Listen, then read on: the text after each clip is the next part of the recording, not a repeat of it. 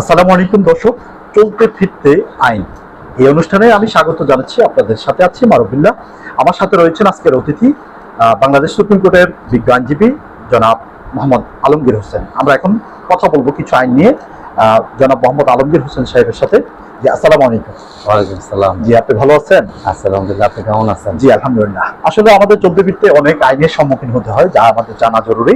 তো সেই হিসাবে আমরা জানতে চাই, আপনার কাছে কিছু প্রশ্ন রাখবো। যে প্রথমত হচ্ছে, মেয়েরা তালাক করলে তারা কি দেনমোহর টাকা পায়? তালাক মেয়ে দিলেও পাবে, ছেলে দিলেও পাবে। তালাক তার দেনমোহরের টাকা তালাক দেওয়া দেওয়া না দেওয়ার সাথে কোনো সম্পর্ক নেই। আচ্ছা আচ্ছা। তালাক না দিলেও সে দেনমোহরের টাকা পাওয়ার জন্য সে আইনগত হকদার। অর্থাৎ মেয়ে ডিভোর্স করলো, মূল কথা হচ্ছে যে তার দেনমোহরের টাকা সে প্রাপ্য, সে পাবে। প্রচলিত আছে যে বাংলাদেশে আইন নারীদের বেশি সুরক্ষা দেয়, পুরুষদেরকে আসলে ততটা নয়। আসলে বিষয়টা কি তেমন? এটা আমাদের সামাজিক প্রেক্ষাপটে নারীদের প্রতি যখন বিভিন্নভাবে অবিচার বা নির্যাতনমূলক বিভিন্ন ঘটনা যখন সম্মুখীন হয়েছে বাংলাদেশ, তখন বাংলাদেশের প্রয়োজনে নারীদেরকে সুরক্ষা দেওয়ার জন্য আইন তৈরি করা হয়েছে। পুরুষদের সুরক্ষার জন্য কোনো আইনের জন্য তৈরি হয়নি। আচ্ছা আচ্ছা আচ্ছা। আরেকটা প্রশ্ন হচ্ছে, ডিভোর্সের পরে বাচ্চা কার কাছে থাকবে এবং এটা কত বছর পর্যন্ত?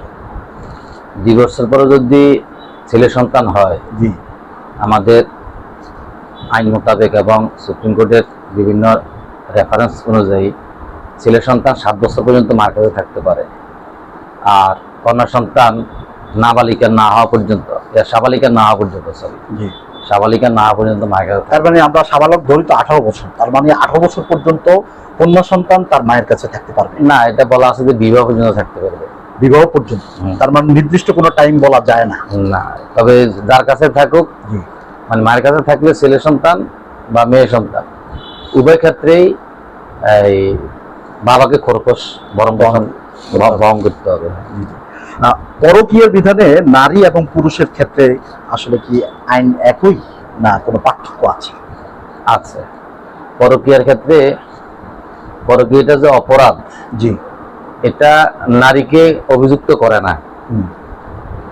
পরকীয়ার দায়ে শুধু পুরুষকে অভিযুক্ত করে সাজা বিধান করা হয়েছে বাংলাদেশে, কিন্তু নারীদের ক্ষেত্রে এই ক্ষেত্রে কোনো না, অভিযোগ না, নারীদের ক্ষেত্রে কোনো অভিযোগ নেই। এরকম কোনো আইন বাংলাদেশে এখনো হয়নি। নাই। পরকীয়া আসক্ত হলে শুধু পুরুষ শাস্তির সম্মুখীন হয়, কোনো নারী শাস্তির সম্মুখীন হইতে হয় না। বাংলাদেশ আইনে এমন কোনো কিছু এখনো নাই। জি।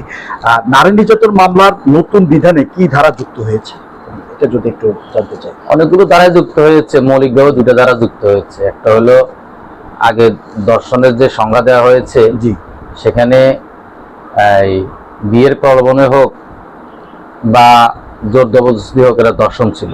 জি, এখন বিয়ের প্রলোভনে দর্শনটাকে আলাদা সংজ্ঞায় সংজ্ঞায়িত করে শাস্তি বিধান করা হয়েছে। এটা হচ্ছে একটা মৌলিক ধারা। আরেকটা হলো যৌতুকের দাবিতে নারীকে নির্যাতন করে, জি, যেটা আমাদের ভাষায় সিম্পল হার্ট বলে, মানে নীলাফুলে আঘাত। এটা আগে বিচারটা হতো নারী শিশু আদালতে, এখন এই বিচারটা ম্যাজিস্ট্রেট কোর্ট করবে।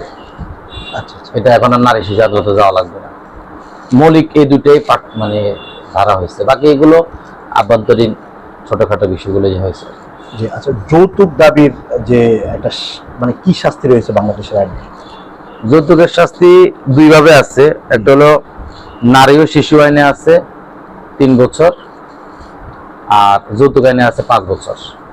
যৌতুক আইনে 3 ধারা অনুযায়ী 5 বছর শাস্তি পাবে। বাংলাদেশে আসলে পুরুষ নির্যাতনের কোনো আইন আছে? না, পুরুষ নির্যাতন মানে পুরুষ হিসেবে কোনো অপরাধ করলে তার কোনো আইন নেই। জি, তবে বাংলাদেশের নাগরিক হিসেবে যদি পুরুষের বিরুদ্ধে কোনো অপরাধ হয়, জি, কোনো নারী হোক বা কোনো পুরুষ হোক, কোনো পুরুষের বিরুদ্ধে অপরাধ করে, আঘাত করে, তাহলে সেটার জন্য তো আমাদের দেশে প্রচলিত আইন আছে, পেনাল কোড আছে, অন্যান্য আইন আছে। কিন্তু পুরুষ হিসাবে পুরুষ নির্যাতন কোনো আইন নেই।